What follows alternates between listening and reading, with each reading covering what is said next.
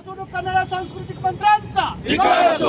शिवसेना अंगार है, बाकीचा भंगार आहे आवाज उगाचा. शिवसेनेचा. शाहू फुले आंबेडकरांचा या महाराष्ट्रात त्यांच्या राज्यभराने अनेक वेळा अवमान केला. तेव्हा हे सुधीर मुनगंटीवार कुठे होते, का गप्प बसले होते? त्यावेळी छत्रपती शिवरायांना आठवले नव्हते? आज जर बघितलं तर फसवा फंडा जो आहे भाजपचा लक्ष विचलित करण्याचा, तोच एक प्रकार हा वाघनक्याचा त्यांनी सुरू केलाय.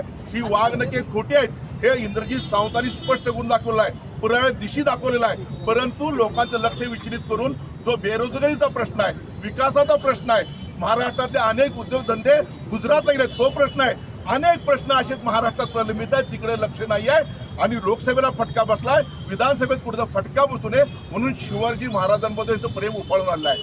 हे खोटं नाटक करा, बंद करा. हा फंडा भाजपने बंद करा. किती वर्ष महाराष्ट्रात तुम्ही भाजपवाले तुम्ही फसवणार आहात? आणि जर तुम्ही जो प्रयत्न केलाय वाघ नक्की खोटे आणण्याचा ह्या जर कोल्हापुरात, तर तुमचा आमचा संघर्ष अटळ आहे.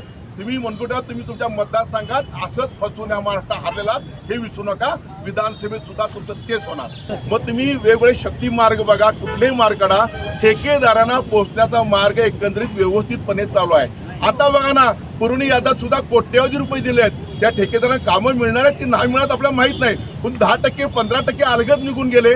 आणि जर अशा पद्धतीचे खोटे नाटक करून छत्रपतीचा अवमान ह्या कोल्हापूर तुम्ही करणार असाल, ती वाघनकी इथं आणणार असाल, तर बाकी आम्ही गप्प बसणारे मोठा संघर्ष आम्हाला करायला या भाजपच्या विरोधात, फसवण्याच्या विरोधात आम्ही संघर्ष करू. छत्रपतींबद्दल त्यांच्या साहित्यावर आम्हाला आदर आहे, पण तू खोटं नाटक ह्याच्यापुढे आम्ही अजिबात खपवून घेणार नाही.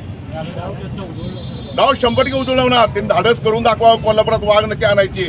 आम्ही शिवसैनिक उद्धव बाळासाहेब ठाकरे तुटून पडू आणि त्यांचा डाव हाणून पाडू.